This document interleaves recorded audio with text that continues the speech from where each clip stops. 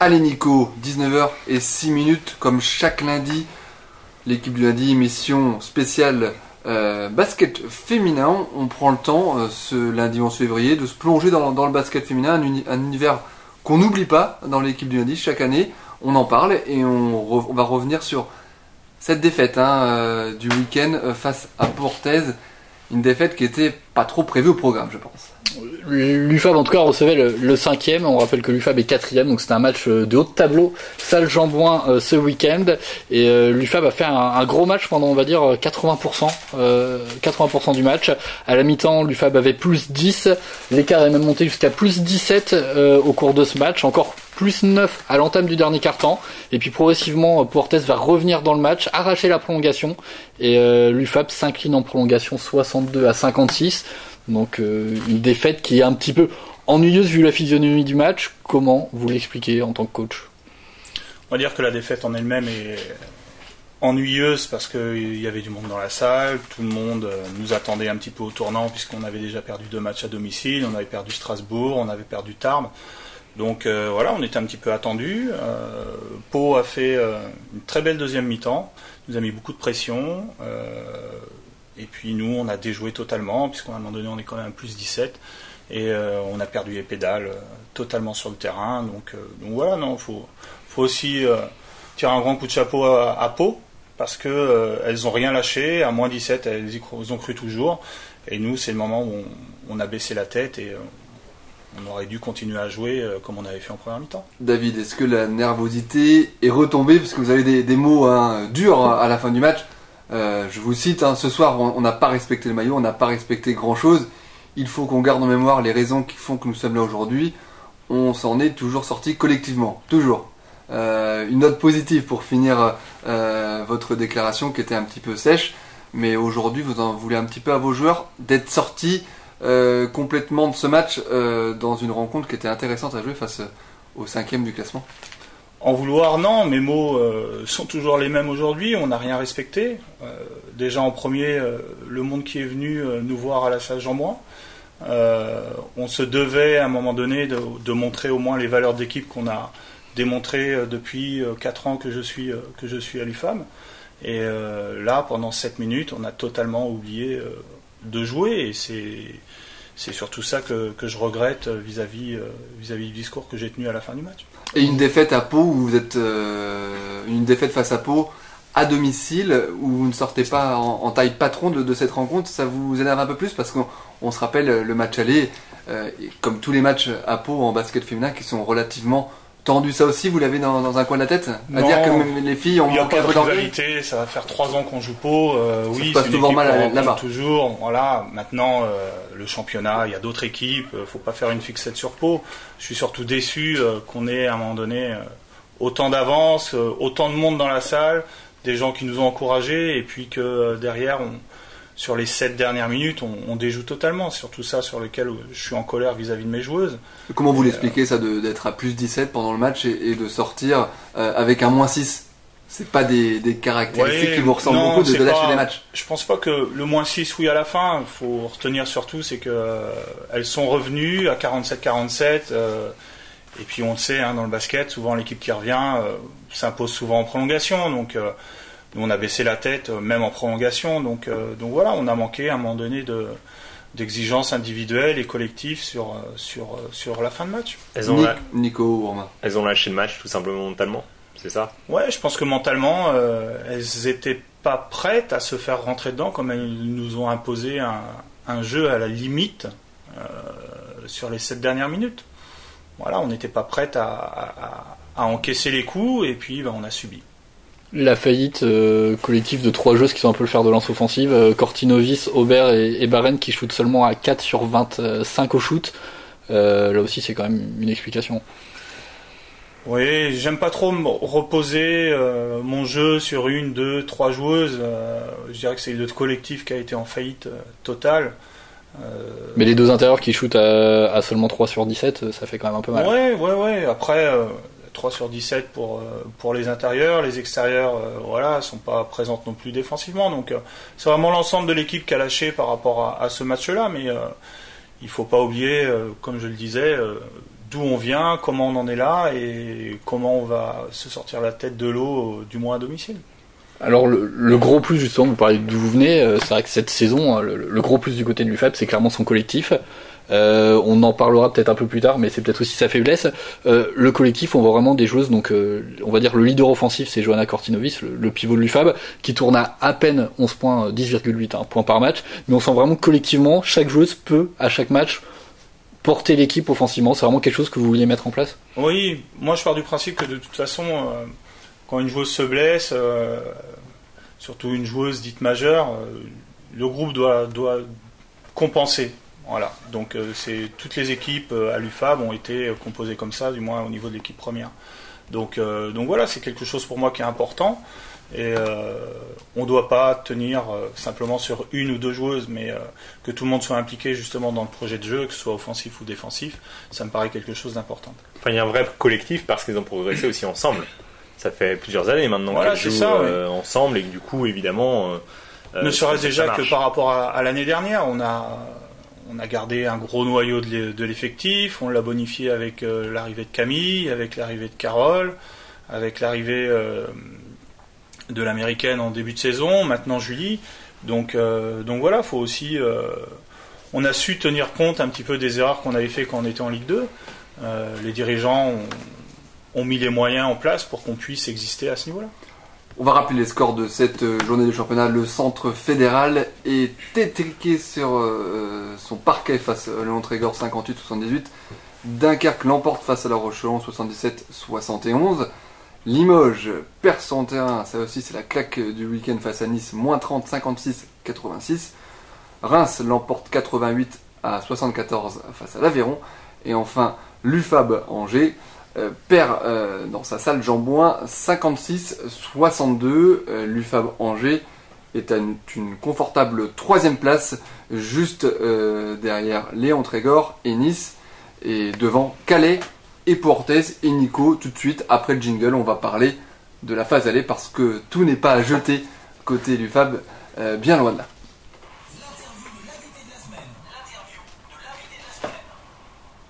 Et oui, nous recevons ce soir David Girandière, le coach de l'UFAB 49. L'UFAB 49, Nico qui pointe à une très belle 3e place parce qu'on vous le rappelle, l'UFAB est donc nouvelle dans cette Ligue 2 féminine. C'est un promu. Voilà. Mais ils sont plutôt 4e parce qu'il y a Calais qui est juste derrière, qui a 2 défaites, mais ils ont des matchs en retard, c'est pour ça. Voilà, bon, aujourd'hui c'est vrai qu'ils ne sont pas encore joués, mais 15 matchs pour l'UFAB, 13 pour Calais, juste derrière. Et Portez, eux, même nombre de matchs que l'UFAB. Mais en tout cas, rien n'est acheté côté UFAB, parce que même s'ils ont un petit peu raté leur début d'année 2013, on peut dire ça comme ça, David, je pense, l'année 2012, la phase d'année 2012 est excellente, Nico. Exactement, l'UFAB donc qui était promu en début de cette Ligue 2 féminine. On rappelle qu'il y a 2 ans donc elles avaient fait une saison, elles avaient failli arracher le maintien vraiment sur la fin d'année, mais il avait manqué quelques petites choses. Ça s'est joué à une victoire, il me semble. Une victoire. Pointe-à-Vérage, voilà. Donc c'était vraiment pas loin d'arracher le maintien il y a 2 ans. Et vous l'aviez parfaitement digéré en montant la saison voilà. Suivante. Monté en N1. Il avait manqué de l'expérience et c'est vrai que les filles ont pas renouvelé ça. Le staff avait vraiment fait du très bon travail, donc notamment avec une américaine qui est arrivée, ce qui marquait quand même les ambitions de ce club de l'UFAB. Elle est partie au bout de 4 matchs, il me semble. Mais en tout cas, l'UFAB se présentait bien en début de saison et après 9 journées, l'UFAB présentait un bilan quasi parfait de 8 victoires pour une seule défaite. Une défaite déjà face à Portez à l'extérieur. C'était un bilan que vous n'osiez espérer en début de saison ? Espérer, on travaille tout le temps pour gagner les matchs. Moi, je reviens aussi un petit peu en arrière. Il ne faut pas oublier qu'on sortait de play-off au mois de juin. On a gagné aussi le trophée Coupe de France pour la 2e fois. On a fait une très bonne année, je dirais 2012 en N1. Voilà, on a été sur la continuité parce que, comme je l'ai dit avant, on a bonifié l'équipe avec certaines recrues, on a gardé un noyau dur de l'effectif qui avait connu toutes ces victoires en N1, un beau parcours en trophée Coupe de France et puis ces playoffs. Donc voilà, c'était dans la continuité et surtout ce qu'on voulait, c'est bonifier l'équipe par des joueuses qui pouvaient nous apporter leur expérience et puis surtout qui rentraient dans ce qu'on mettait en place depuis 3 ans. Mais est-ce que vous avez été surpris Ouais. Est-ce que vous avez été surpris par le niveau quand même affiché par vos joueuses et par les excellents résultats? Non, parce qu'on était dans une continuité, donc... Vous disiez vraiment que la Ligue 2, on avait vu quand même la première année qu'il y avait quand même une marche entre la Ligue 2 et l'équipe qui montait. Là, vous attendiez, est-ce que le niveau a un petit peu baissé en Ligue 2 ou vraiment les choses étaient tout simplement beaucoup mieux préparées et ce coup-ci, vous Non, étiez je pense prête? que déjà, elles avaient une année d'expérience déjà en Ligue 2. On a fait une très bonne année en N1 avec beaucoup de confiance. On a bonifié avec des joueuses comme Camille qui arrivait de Ligue féminine, comme Carole qui connaissait la Ligue 2 et puis Jessica qui arrivait... il me semble d'Islande, voilà. Donc non, on avait bonifié, aussi bon dès le départ, pas forcément, mais je savais qu'on pouvait avoir des ambitions de milieu de tableau en début de saison.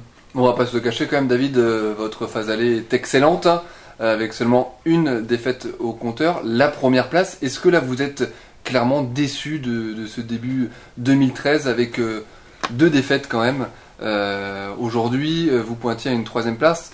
Il est un peu différent de la phase aller qui était quasiment parfaite. Ouais, après la phase aller, Est-ce que vous êtes déçu aujourd'hui? On avait perdu contre Calais, on avait perdu aussi contre Nice, donc on terminait avec 3 défaites. Non, je suis pas déçu parce que, comme je dis, il faut savoir d'où on vient, comment on en est arrivé là. Que le club est jeune, hein, le club a 8 ans d'existence, donc aussi à un moment donné, il faut pas sauter les étapes. On est très content du travail qu'on fait, on en veut toujours plus de toute façon. On serait 2e, on nous dirait qu'il faudrait aller chercher la première place, on serait 10e, il faudrait qu'on soit 6e. Donc voilà, non, je pense qu'il faut surtout savourer actuellement ce qu'on est en train de faire. Bien sûr qu'on est déçu quand on perd des matchs comme tout le monde, que ce soit les joueuses, le staff, le public, les dirigeants. On est déçu, mais voilà, on continue à travailler et je pense que c'est surtout ça le plus important. Faut être réaliste, mais Romain, quand on est le 11 février que l'UFAB pointe à une belle 3e place, on se dit qu'une sortie de route du Final Four serait quand même une déception.